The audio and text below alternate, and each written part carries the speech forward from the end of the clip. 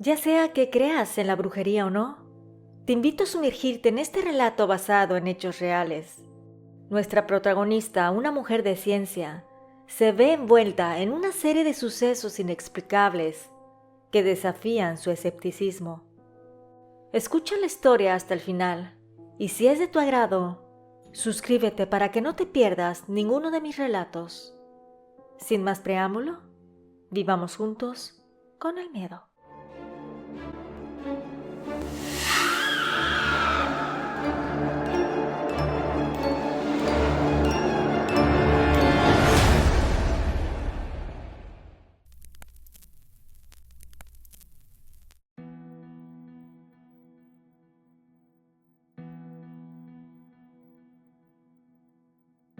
Me llamo Laura y soy fisioterapeuta en un hospital muy conocido en los Estados Unidos. He trabajado aquí durante unos 7 años y he conocido a lo largo de mi vida laboral a muchas personas. He sido partícipe en recuperaciones milagrosas y he admirado la grandeza de Dios cuando alguien sin posibilidad de caminar da sus primeros pasos nuevamente. Mi relato inicia con uno de esos casos. Sucedió cuando yo tenía un par de años de haber terminado la universidad y acababa de ingresar al hospital. Todo inició una mañana en la que me asignaron a un joven llamado John. Tenía un historial médico complejo. Había sufrido un accidente automovilístico que le dejó lesiones severas en la columna vertebral. El pronóstico no era alentador. Los médicos dudaban de que pudiera caminar de nuevo. Sin embargo, no se rindieron y lo enviaron a fisioterapia y mis superiores me lo refirieron a mí. Cuando lo vi la primera vez, noté su mirada perdida y su estado de ánimo apagado. No era difícil comprender su desánimo dado su diagnóstico. Quise establecer una conexión con él, explicarle cómo íbamos a trabajar juntos, pero sus ojos divagaban por la habitación. A pesar de su silencio, me propuse no rendirme y ayudarle a recuperar esa chispa de esperanza. Nuestro primer día de fisioterapia fue todo un reto. Su movilidad estaba limitada hasta la cintura, y cada movimiento parecía una montaña que debíamos escalar juntos. Iniciamos con ejercicios suaves, con el objetivo de fortalecer los músculos y mejorar la flexibilidad. Trataba de hacerle plática para conocerlo mejor, pero sus respuestas eran breves y su atención parecía estar en otro sitio. A medida que avanzaban los días, persistí en mi intento de llegar a él. Compartía historias de otros pacientes que habían superado circunstancias difíciles, intentando inspirar un destello de esperanza en su mirada, pero John seguía manteniendo silencio en cada sesión. Yo trataba de darle muchos ánimos. A pesar de sus reacciones iniciales, continuamos con la terapia día tras día. Más o menos al mes de haber iniciado aquella, John abrió los ojos muy grandes y me dijo que había sentido un ligero cosquilleo en uno de los pies. Esa era la primera vez que me hablaba realmente. Yo de inmediato le presté toda la atención y constaté lo que me estaba diciendo. Cada vez que lo tocaba sin que él observara, me decía el punto exacto de la sensibilidad. Eso quería decir que algo había reactivado la electricidad de su extremidad, dando una luz de esperanza para que caminara nuevamente. Ese día fue un gran logro para ambos, y al final de la sesión me agradeció. Cuando llegué a casa me di un buen baño y le llamé a mi madre para contarle. Le dije que aquel chico silencioso había dado un indicio de esperanza. Los días siguientes fueron más animados para John. Llegaba con ganas y ponía mucho empeño. Creo que eso era lo que necesitaba porque a raíz de aquel día en que sintió el pie, fue mejorando considerablemente. Con el tiempo, él y yo nos fuimos llevando cada vez mejor, al grado de que lo consideré un amigo. Teníamos química y las pláticas eran más que divertidas, encantadoras. Y si le sumas que el chico, al menos para mí, era muy atractivo, con más ganas quería atenderlo en su terapia. No nos dimos cuenta cómo pasó, pero empezamos a sentir atracción el uno por el otro.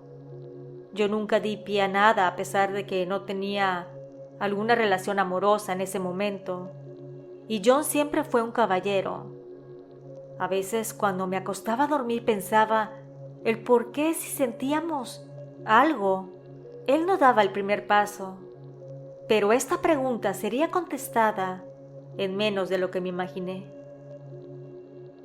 Un día llegó a terapia acompañado de una mujer.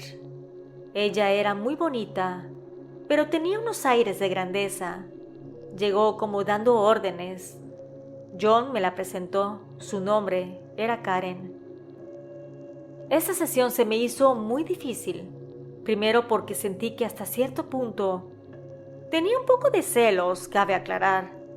Y porque él jamás me había mencionado que tenía novia. Pensaba que el nivel de confianza que teníamos era suficiente para decirnos algo de nuestra vida personal. Pero yo, sin embargo, de manera profesional, continué haciendo mi labor. Cuando terminamos la terapia, Karen le dijo que antes de ir a su casa, necesitaba pasar a comprar algo al centro comercial. John solo asintió con la cabeza. Al ver cómo se iban ambos, sentí como una puñalada en el corazón. A los 2 días llegó nuevamente John para su terapia, pero esta vez vino solo. Yo lo recibí y lo pasé al cuarto de rehabilitación, y ahí me pidió disculpas. Yo le dije que no tenía por qué pedir disculpas. Él me dijo que había terminado con Karen por lo del accidente, ya que la persona que iba conduciendo era ella, que estaba disgustado pero que la había perdonado. Estaban tratando de arreglar la relación y si de plano en unos meses no funcionaba, terminarían definitivamente. Yo solo le decía que sí a todo. Disimulaba para que no supiera que me dolía todo aquello porque creía que me estaba enamorando de él. Yo seguí trabajando con John y con mucho esfuerzo logramos que diera sus primeros pasos. Me alegraba mucho su avance, pero también me daba tristeza el saber que seguía con su novia y que era muy posible que pronto dejara la terapia debido a su recuperación. Cuando por fin fue dado de alta John, me dijo que tenía algo que decirme, que no había querido hacerlo antes para no ponerme en una situación incómoda con el hospital. Me dijo que se sentía atraído por mí y que quería que saliéramos de manera romántica. Yo le dije que no porque él tenía un noviazgo y yo no quería meterme en la relación. Además de que no era plato de segunda mesa. Él me dijo que había terminado con Karen días antes y que en ese momento estaba sin compromiso, que si aceptaba salir con él, lo haría muy feliz. Así que después de esas palabras, acepté su invitación. Nos vimos esa noche para cenar y a raíz de esa cita empezamos a frecuentarnos cada día más. Lo curioso de todo esto es que siempre estaba disponible. Yo le cuestionaba en qué trabajaba y él solo decía que tenía un negocio y que había gente que lo ayudaba a que marchara todo en orden. También noté que nunca mencionaba a sus padres. Él decía que vivían en otra ciudad y que casi no se veían. En mi caso soy muy cercana a mi madre, por lo que no entendía cómo podía estar meses sin hablar con ellos. Después de estar saliendo unas 3 semanas juntos, me invitó una noche a su departamento. Cuando entré, sentí un escalofrío recorrer mi cuerpo. El lugar era muy minimalista, incluso rayaba en la exageración. Tampoco tenía fotos, ni algo que mostrara que había más allá. Es decir, unos padres, familia, estudios universitarios o incluso una pintura enmarcada. Él me dijo que le gustaba tener todo arreglado y simple. Definitivamente, él y yo éramos polos opuestos. Mi casa estaba llena de color, con una sala acolchada y unas lámparas alegres que adornaban el sitio. Esa noche preparamos comida italiana y me quedé con él hasta el día siguiente. Realmente, a pesar de una notable diferencia entre nosotros, me hacía muy feliz. pero la duda de cómo era que tenía lo que tenía se me quedó clavada en la mente. Me puse a pensar que tal vez hacía actos ilícitos, así que yo me estaba enamorando de él, pero tenía un poco de reservas. Como al par de meses de estar saliendo con John, experimenté algo inusual que daría inicio a una serie de eventos perturbadores.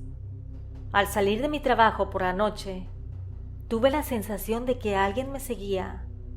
Al no tener automóvil, debía caminar para llegar al transporte público, y fue ahí donde me sentí acosada.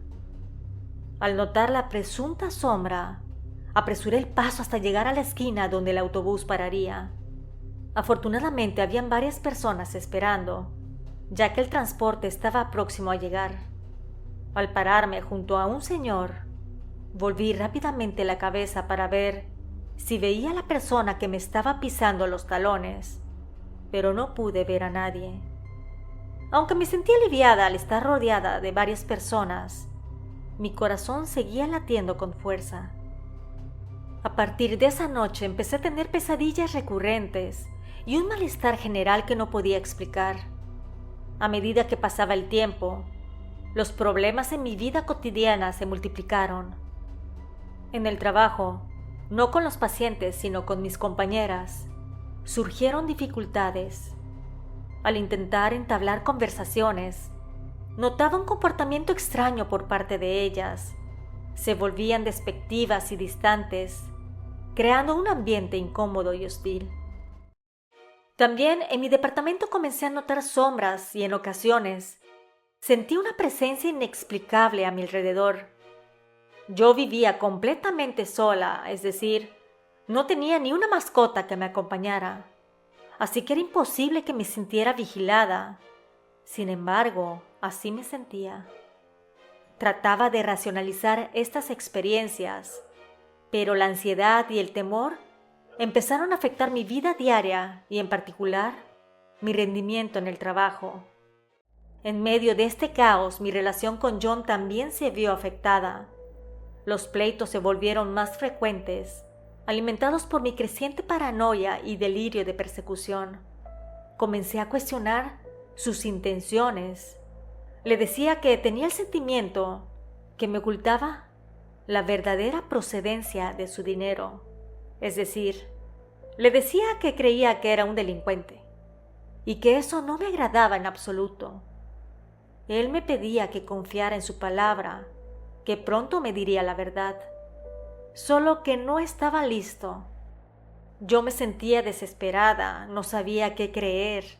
Lo veía revisando su celular y pensaba que me estaba engañando o que estaba haciendo cosas indebidas. La verdad que esa época fue un lapso de tiempo de oscuridad para mí. El peso de mi situación me llevó a buscar ayuda profesional. Me sumergí en terapia, buscando respuesta a mi paranoia. Sin embargo, cuando estaba ahí con el psicólogo, todavía sentía que alguien me observaba. Pensaba que mis secretos los contaría a otras personas y mil cosas más. Y eso hacía que mi paranoia se elevara evidentemente. Una noche no aguanté más y me fui a casa de mi madre. Cuando llegué me vio y claramente se exaltó. Me dijo que me veía muy delgada y nerviosa. Yo entré a su sala y me acosté en posición fetal. Me sentía tan insegura. Y ahí mi madre me dijo que lo que yo tenía era brujería, que mi comportamiento tan extraño no era normal, y por más medicamentos y terapias que tomara, no iba a mejorar. Sus palabras resonaron en el silencio de la sala. Yo le dije que no creía en la brujería, como muchos, que solo creía en lo que los ojos podían ver y lo que las manos podían tocar. No podía concebir la idea de que mi angustia y paranoia se debieran a algo tan oscuro y misterioso como la brujería. Pero la desesperación me empujó a considerar cualquier explicación que pudiera liberarme de la pesadilla en la que me encontraba. Mi madre, con su experiencia y conocimientos, insistió en que debíamos buscar ayuda de una persona que se dedicara a la brujería. alguien que pudiera identificar y deshacer el hechizo que se había tejido a mi alrededor. Aunque yo dudaba, mi madre me convenció de que valía la pena intentarlo. Decidimos buscar ayuda, y una amiga de mi madre le dijo que conocía a una mujer que venía de República Dominicana, que era muy buena en los trabajos de brujería, muy efectiva, así que posiblemente ella podría curarme. Mi mamá inmediatamente se comunicó con aquella mujer y ella nos dio su dirección. Ese día, cuando salí del trabajo, llegué a ver a mi mamá para que nos fuéramos las dos juntas a ver a la señora. Al llegar, el aroma de hierbas y especias llenaba el aire cuando entramos a su espacio de trabajo. La curandera nos recibió con mucha calidez, me dio confianza. Después de escuchar mi historia, me dijo que me haría una limpieza espiritual y ahí vería qué tenía, y si efectivamente era brujería, atacarla de manera inmediata. Aunque mi mente racional cuestionaba la efectividad de estas prácticas, mi corazón anhelaba una solución que liberara mi espíritu de la opresión que sentía, de mi paranoia y de mis malestares constantes, porque me estaba afectando completamente la vida. Cuando dio inicio empecé a temblar. La mujer hacía sus oraciones y limpieza, y ahí me fue diciendo que lo que tenía era un muerto, que una mujer alta, de cabello castaño y delgada, me lo había enviado, que ella quería volverme loca para quitarme del camino, porque estaba interesada en mi pareja sentimental. Ahí supe que se trataba de Karen, la ex de John. La curandera me dijo que ella quería borrarme del planeta, que no estaba feliz de que yo estuviera junto a mi novio, y que fue muy bueno que haya ido en esos momentos, porque si yo lo dejaba pasar, no iba a haber curación. Era muy posible que mi mente se perdiera totalmente. Ahí le pregunté acerca de mi novio, que tenía miedo de que fuera alguien nocivo para mí, que lo amaba pero que no quería meterme en una relación tóxica. Ella me dijo que John era huérfano y que había tenido muchas dificultades de niño, por eso le costaba trabajo hablar de su vida personal, pero que sentía que él era un buen hombre. Ese día salí de la limpieza espiritual y me quedé en casa de mi madre. Esa fue la primera noche en mucho tiempo que pude descansar realmente, y las visiones sombrías ya no parecían tan frecuentemente. Estuve yendo un par de veces más con la señora y seguí al pie de la letra sus indicaciones. Como por arte de magia, mi vida empezó a mejorar, tanto en el trabajo como en lo personal. Y más o menos como al mes, John me invitó a cenar porque quería hablar conmigo. Ahí en el restaurante se sinceró y me dijo que casi no hablaba de su familia porque había quedado huérfano desde muy joven y que casi no se acuerda de ellos, que realmente tenía un negocio por internet, pero que no lo mencionaba porque había sucedido que las mujeres solo estaban con él por interés, y que quería cerciorarse conmigo que realmente lo amara, que Karen lo había buscado en varias ocasiones para que regresaran y que hasta lo había amenazado de muerte, que tuvo que poner una orden de restricción en su contra porque hasta le había dicho que estaba embarazada de él, cuando en realidad ni los días cuadraban.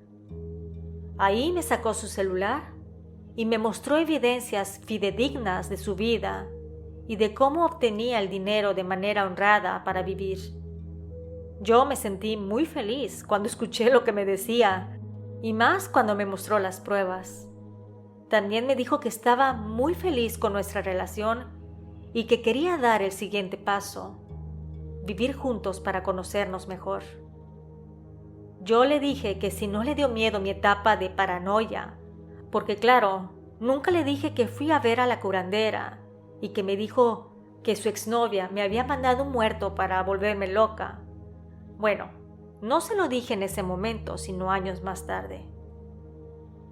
Él se empezó a reír y solo me dijo que me amaba así como era, y que era mejor conocer a la persona en realidad y no solo una pantalla perfecta. Gracias a la suscriptora por la confianza. Nos escuchamos pronto. ¿Y tú? ¿Vives con el miedo?